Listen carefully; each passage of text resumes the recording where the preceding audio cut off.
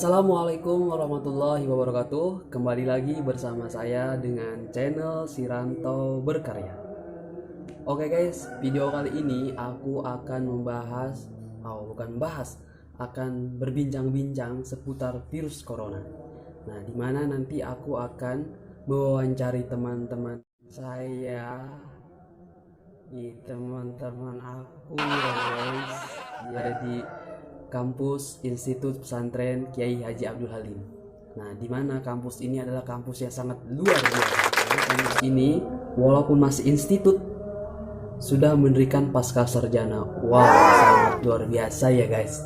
Di mana mahasiswanya itu dari Sabang sampai Merauke ada loh guys. Ada yang dari Aceh, ada yang dari Jakarta, ada yang dari Jawa Barat, ada yang dari Kalimantan, ada yang dari Riau. Ada juga yang dari Banten loh guys. Oke, mengenai tentang Banten, saya sendiri lahir di Banten loh guys, yang sedang merantau di Jawa Timur ini, yang sedang berjuang dengan tekad yang sangat kuat dalam mencari ilmu. Oke guys, doanya saja ya guys, mudah-mudahan apa yang saya cita-citakan itu menjadi berhasil. Oke, selain dari Sabang sampai Merauke tadi yang saya jelaskan, ada juga mahasiswa-mahasiswa yang dari luar negeri, artinya dari Thailand, dari Malaysia, dari Vietnam, dari Sudan, dan masih banyak lagi guys. Ini aku tidak jadi untuk mewawancarai teman-teman yang ada di kampus, baik itu mahasiswa maupun mahasiswi, dan aku akan melakukannya dengan cara video calling saja. Nah, itu juga salah satu untuk mencegahnya suatu penularan virus corona tersebut. Oke, mulai pertanyaan yang pertama, apa tanggapan Anda soal COVID-19 yang meluas ke segenap penjuru dunia? Bicara soal COVID-19 yang saat ini meluas ke seluruh dunia sampai termasuk Indonesia, ini sebenarnya cukup menyedihkan ya bagi aku pribadi. Bukan hanya aku yang nggak bisa pulang kampung dan kumpul keluarga aja, melainkan juga soal kemanusiaan yang saat ini tergugah rasanya. Ya, karena yang mengalami ini bukan hanya daerah kita doang atau kita pribadi saja, melainkan seluruh dunia, seluruh umat manusia yang ada di dunia ini. Dan menyedihkannya lagi ketika sudah banyak korban yang berjatuhan. Dan itu juga bukan hanya dari para pasien aja, melainkan juga para tenaga medis yang sudah menyelamatkan banyak nyawa, kemudian terancam terinfeksi virus tersebut.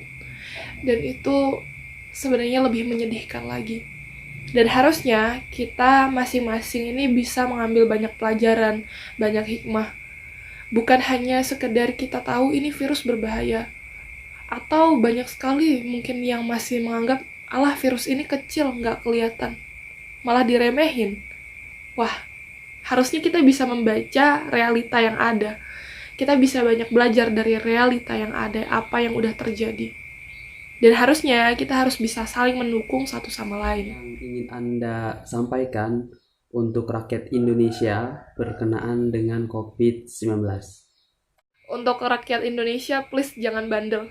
Pemerintah udah cukup berjuang keras untuk memberikan kebijakan yang dapat melindungi segenap rakyatnya ini. Dan juga buat teman-teman semua, kiranya kita cuma disuruh ngurusin diri sendiri. Jadi usahain untuk bisa mengantisipasi. Boleh berangkat dari ayat kullu nafsin za'iqatul maut. Setiap yang bernyawa pasti akan mati. Tetapi bukan berarti kita nggak berusaha. Manusia ini muktasib. Jadi harus ikhtiar dulu, kemudian baru bisa tawakal. Jadi jangan nyerah dulu sebelum mencoba. Dan juga jangan meremehkan hal-hal sekecil apapun. Apa sih yang ingin Anda sampaikan kepada para pahlawan garda terdepan COVID-19?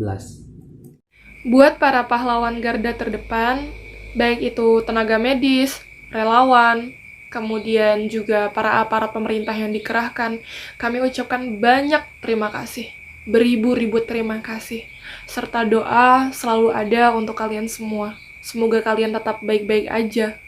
Sekalipun mungkin pada kenyataannya sudah banyak yang berjatuhan akibat terinfeksi virus corona, atau ada juga yang sangat kelelahan karena berjuang begitu kerasnya. Tapi terima kasih banyak sekali lagi, karena kalian udah mengesampingkan kesenangan pribadi kalian dan mengambil resiko bahkan nyawa yang jadi taruhannya untuk menyelamatkan dan melindungi kami semua. Maafin kami ya, kami yang bandel. Kemudian kami juga hanya bisa support moral melalui sosial media saja. Tetapi hanya itu yang bisa kami lakukan. Semoga apapun amal kebaikan kalian diberkahi oleh Allah Subhanahu wa taala. Narasumber yang kedua yaitu dari STKIP PGRI Bangkalan. Nah, kebetulan saya tadi mengabari dia. Nah, dan dia itu mau gitu memberikan tanggapannya tentang COVID-19 ini. Oke, pertanyaan yang pertama, apa saja sih gejala-gejala yang dialami oleh orang-orang yang terkena virus COVID-19? Jadi gini, untuk gejala yang dialami oleh seseorang yang terinfeksi virus COVID-19 atau COVID-19, itu yang pertama dia tuh mengalami demam. Nah, demam ini dia itu suhu badannya hingga 38 derajat loh, tinggi.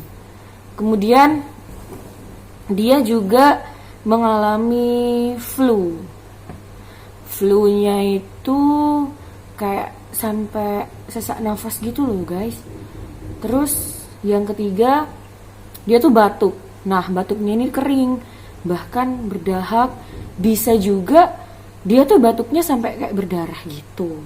Nah, jadi itu teman-teman, ciri-ciri orang yang terinfeksi oleh virus COVID-19.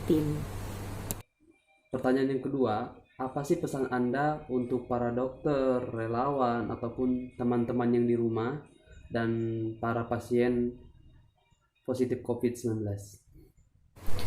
Jadi pesan buat para dokter, buat para relawan, tetap semangat, tetap jaga kesehatan, tetap jaga kebersihan, dan jangan lupa gunakan alat pelindung diri yang lengkap.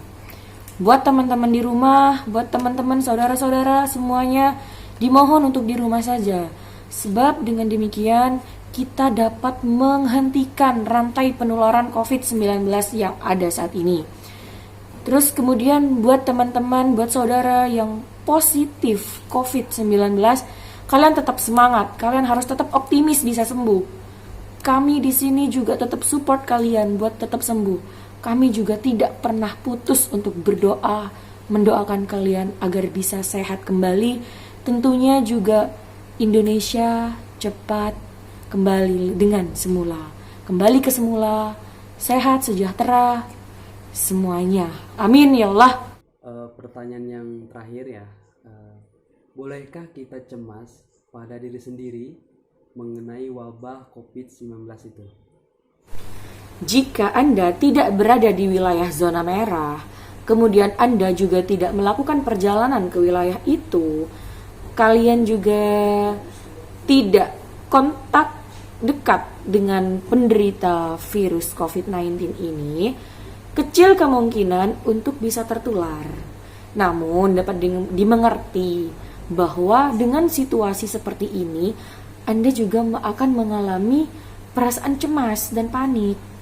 Nah, untuk itu harus cari tahu kebenarannya dulu.